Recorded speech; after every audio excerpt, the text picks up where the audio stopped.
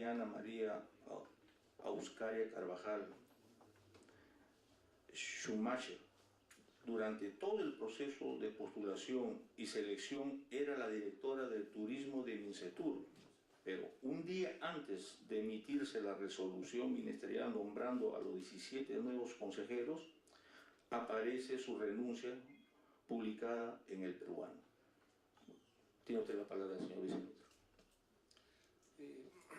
Sí, estoy seguro que hay otros de los presentes aquí que podrán responder ya con la base legal exacta, pero lo que sí le puedo decir es que hasta donde entendemos todos los miembros del grupo, no puede existir ningún impedimento para que alguien que está trabajando en una institución pública pueda presentarse. Justamente por eso es que después la señora Carvajal presentó su renuncia, pero para postular digamos, tenía los derechos para poder hacerlo.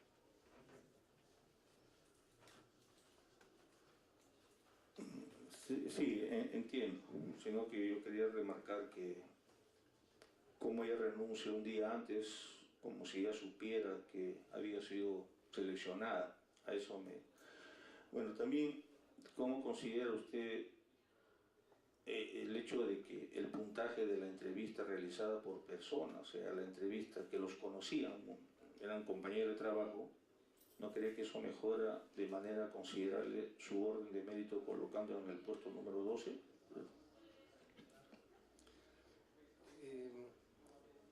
Señor congresista, señores congresistas, lo que hubo fue una muy clara inhibición por parte de quienes teníamos algún tipo de relación con candidatos en general.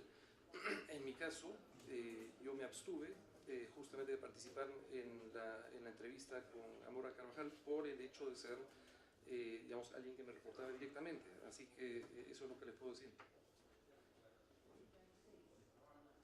Gracias, señor viceministro. No sé si los señores congresistas se ponen en consideración si habían realizado unas preguntas. El congresista Gamarra tiene la palabra. Perfecto. Muchas gracias, presidente. Ante todo, un saludo al viceministro. Simplemente para que nos precise si en las bases del concurso existía algún impedimento para que algún funcionario de la misma institución pudiera estar limitado a presentarse a este concurso. Tiene usted la palabra. Sí. No, señor congresista, en las bases no existía, y justamente nosotros hemos sido sumamente cuidadosos en guardar escrupulosa vigilancia a las bases. Por su intermedio, señor presidente, si para que diga el señor viceministro, si a efecto de llevar a cabo la entrevista personal existían algunos parámetros, algunos lineamientos que permitieran calificar objetivamente la entrevista realizada al postulante, por ejemplo, la presentación, qué sé yo, la postura y otros factores que normalmente se tienen al momento de llevar a cabo una entrevista. Bien, continúe, por favor. Tiene usted la palabra. Gracias. En la entrevista, efectivamente, habían, digamos, y lo que es importante resaltar, para todos era el mismo esquema, digamos, no había distinción. Lo que se calificaba era, por un lado, temas que tenían que ver con el manejo de los temas que se buscaba, ¿no? La promoción de inversiones, la promoción de exportaciones y la promoción del turismo. Y en la parte final recuerdo que había una lectura siempre del mismo texto en inglés, después del cual el candidato o la candidata hacía algunos comentarios que podían reflejar o no el mayor o menor conocimiento, digamos, y el haber entendido el texto. Si es que uno lee un texto, además con toda la amplitud, sin ningún tipo de presión de tiempo, y después de unos minutos, digamos, responde en inglés, puede dar una imagen clara de si es que ha entendido o no ese texto. Y ese fue el caso, efectivamente, en esas entrevistas. Hubo la mayor parte de candidatos sin ningún problema pudo absorber preguntas, hubo otros que no. Muchas gracias. Para que nos informe, señor viceministro, si es potestad del comité evaluador o en todo caso de del ministerio o del sector de considerar y establecer los requisitos para llevar adelante este concurso, y en ese sentido cuál fue el criterio que se aplicó en esta oportunidad para, digamos, no considerar el plan de trabajo que había sido previsto para un anterior concurso. Muchas gracias, señor congresista. La razón es bastante clara. Es porque en esta oportunidad, por necesidades del servicio, por conveniencia de nuestro sector, se consideró hacer un concurso para cubrir una bolsa de puestos, ¿no? Las 17 ciudades.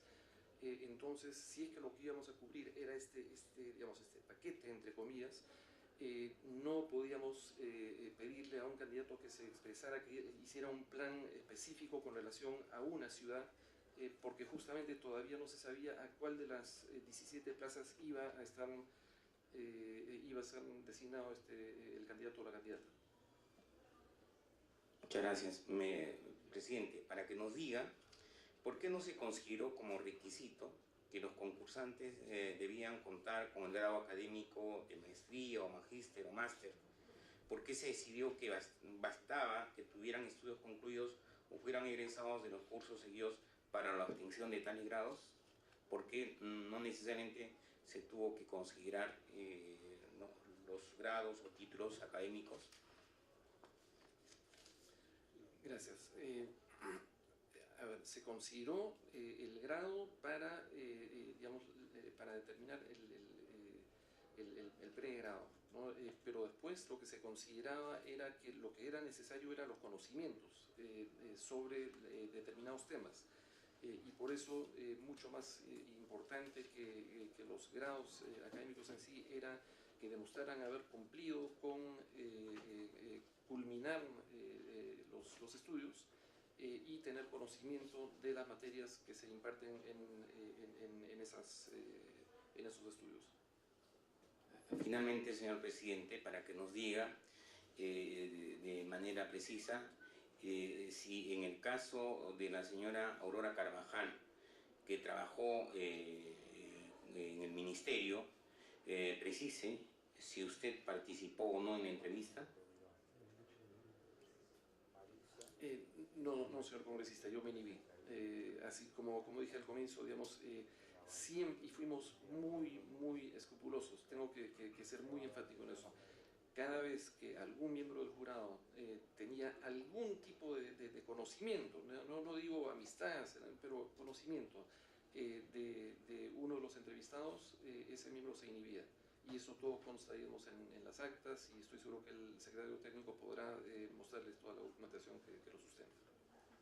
Muchas gracias, señor presidente. Esas serían las únicas preguntas. Sí, gracias. Yo tengo una última.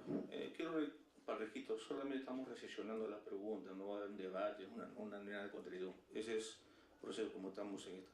Yo tengo una última pregunta. Como usted ha dicho, señor viceministro, habiendo presentado al jurado entrevistador declaratoria de abstención de evaluación, ¿por qué en la lista de resultados de la entrevista personal anexada al acta número 2-2013 JE presenta sus observaciones a la misma persona que se abstuvo de evaluarle? ¿Podría explicar ese hecho, por favor?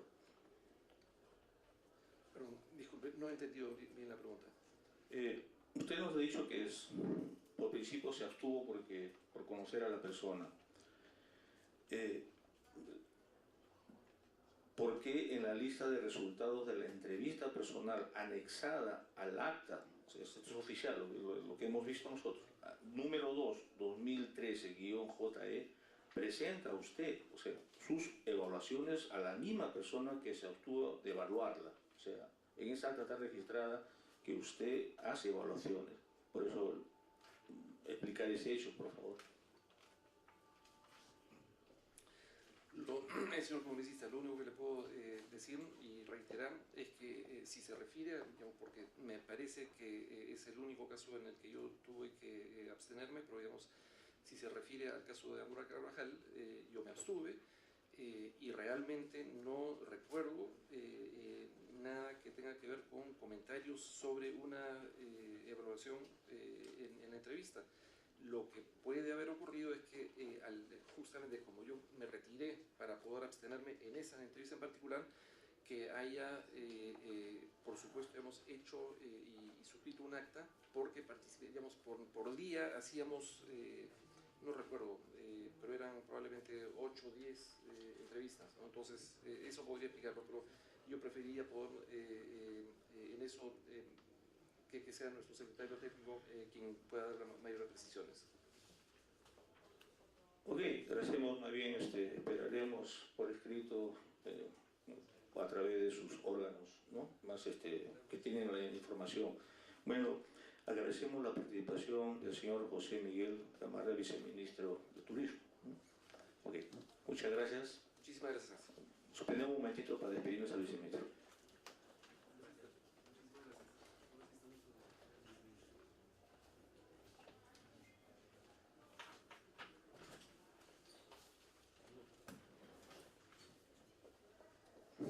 Reanudamos nuevamente.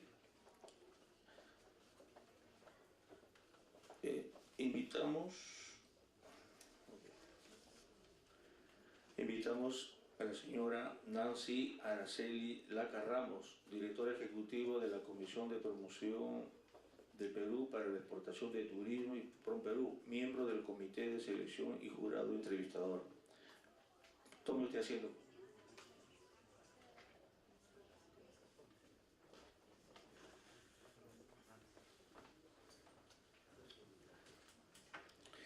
Estando ya presente la directora ejecutiva de la Comisión de Promoción del Perú para la Exportación del Turismo PROMPERÚ en nuestra sesión, me refiero a la señora Nancy Araceli Laca Ramos, a quien le brindamos el agradecimiento por su participación y seguidamente vamos a formularle algunas preguntas respecto a su participación directa en el proceso de selección y jurado entrevistador de los postulantes a consejeros económicos y comerciales del Perú en el exterior 2013. Y vamos a dar inicio con esta primera inquietud. Señora Araceli, a efecto de dar inicio a su intervención, ¿nos podría indicar sus generales, ¿no?, de ley, profesión, experiencia en temas de comercio exterior en forma clara y precisa antes de iniciar las preguntas? Tiene usted la palabra, doctora.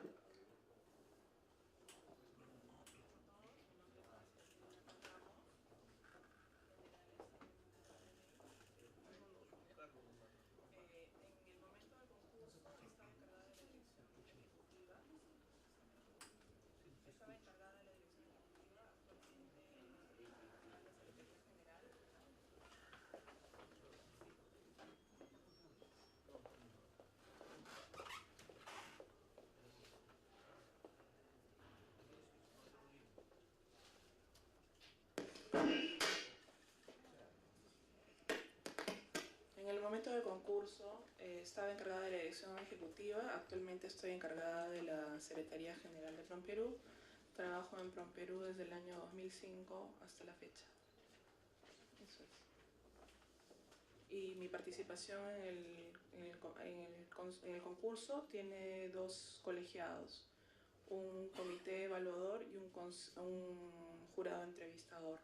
He formado parte de ambos, el primero conformado por 3 miembros y el segundo por, creo, si no me falla la memoria, por 7 miembros, ¿no?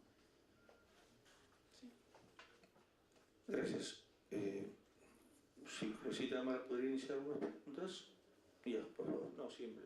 Gracias. Una primera pregunta, doctora.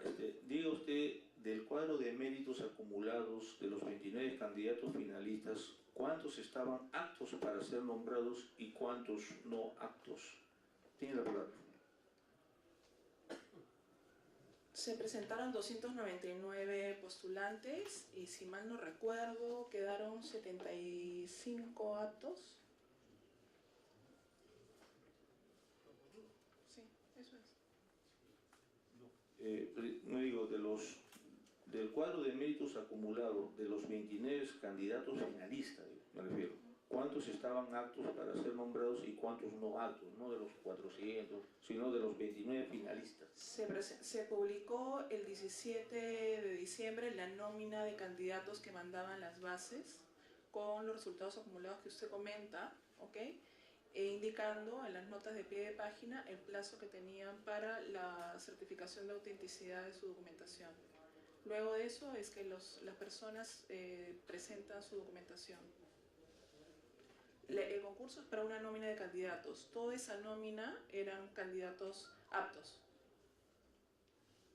Ok, entonces para ampliar un poco para la respuesta, ¿no? Lo que declara en el comunicado de Mincetur del 2 de enero se señala que solo 21 estaban aptos. Habían presentado papeles completos, lo que se desprende que 8 candidatos no estaban aptos. Sin embargo, en el acta que ustedes envían al Tribunal de Servir, en el cuadro resumen aparecen que los no aptos solo eran 6 personas. ¿En qué momento se habilitó a 2 candidatos? Expliquen estas incongruencias, por favor. No recuerdo mucho los alcances del comunicado Mincetur que usted detalla.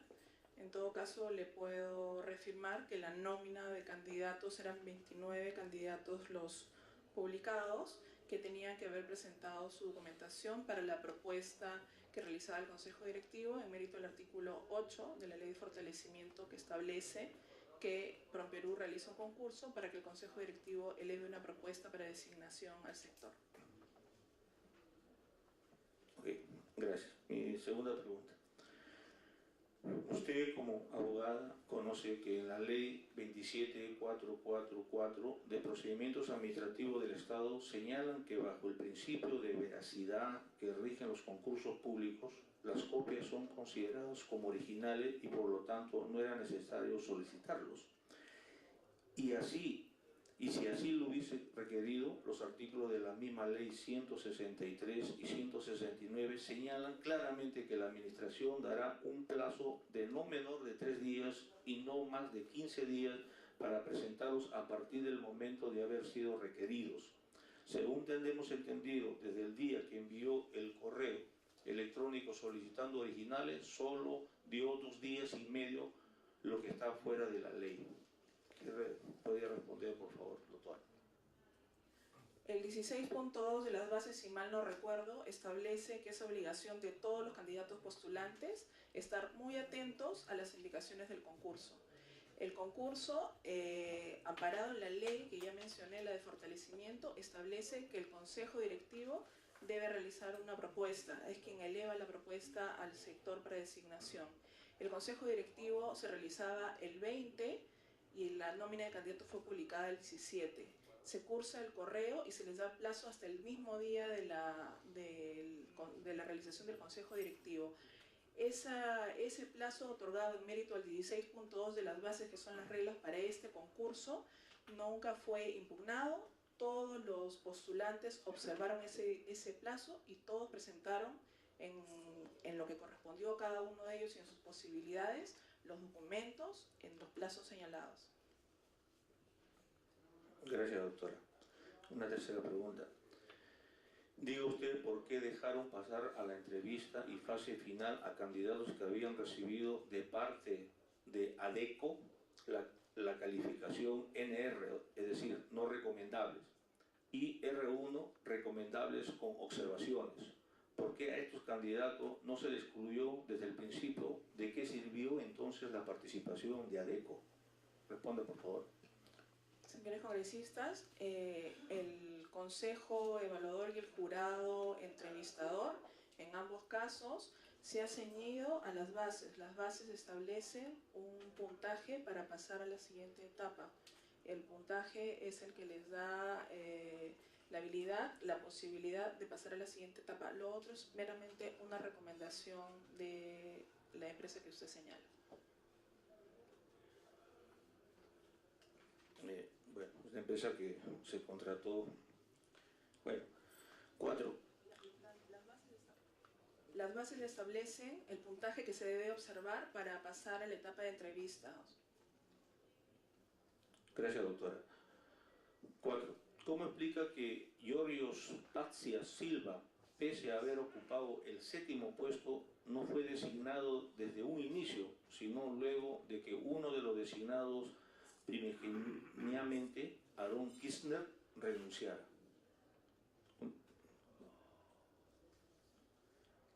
Repito, ¿cómo explica que Giorgio Spazia Silva, pese a haber ocupado el 7º puesto, no fue designado desde un inicio, sino luego de que uno de los designados primigeniamente, o sea, Aaron Kirchner, renunciara?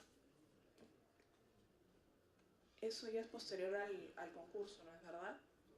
Entiendo que el señor Kirchner fue quien renuncia y se le designa al señor Patxías, simplemente eso. Eso es posterior al concurso, nuestra participación en el concurso. Gracias, doctora. Una quinta pregunta. Deseamos conocer las razones por las que el señor Aaron Kirchner, nombrado como consejero comercial el 31 de diciembre de 2013, renuncia al día siguiente de su nombramiento. Asimismo, deseamos nos transmita los términos de la renuncia del señor Morey Checa como consejero en Marruecos. Pide la palabra. La documentación concerniente a la renuncia no la tengo en este momento, se la podría conseguir. En el caso del señor Kirchner, debe ser por motivos personales, así como deduzco que ha sido presentada la renuncia del señor Morey Checa por motivos personales en Micetur. Recuerde usted que en el segundo caso ya los consejeros pertenecen ya al Micetur y la designación también se realiza por el sector. Pero en todo caso, entiendo yo que la resolución habla de motivos personales, ¿no es verdad? Gracias, doctora. Una sexta pregunta. A algunos candidatos que no contaban con constancia de trabajo se les aceptó declaraciones juradas bajo el honor y se les consideró como si fueran documentos originales. ¿Eso es cierto? No desconozco de lo que me estaba comentando, no creo que así sea. Pero en todo caso, creo que me sigue la Secretaría Técnica y podrá argumentar que no. Ok, esperemos que lo responda en su momento. Sí, como última pregunta es, hemos constatado que ciertos consejeros comerciales nombrados solo presentan constancia de egresado de un programa de maestría. No presentan el grado de maestría. En un pie de página muy misterioso, no en las bases, sino dentro de uno de los formularios se permite la sola presentación de un certificado de egresado. Esto es una transgresión a la ley y a la equidad respecto a otros candidatos, como si poseen maestrías y que reciben los mismos puntajes que aquellos que solo son egresados. Caso del señor Miguel Cabello. ¿Qué comentario podría decirnos al respecto, doctora? Primeramente, que los anexos a las bases forman parte de estas. Los formatos 1, 2 y 3, o los anexos 1, 2 y 3, no recuerdo cómo se denominan, forman parte de las bases y no son documentos independientes. Y lo que usted comenta, uno es complementario al otro, no son contradictorios. Es una precisión. Bueno, no vamos a responder eso porque queríamos nomás escuchar de su parte y registrarlo, ¿no? Bueno, el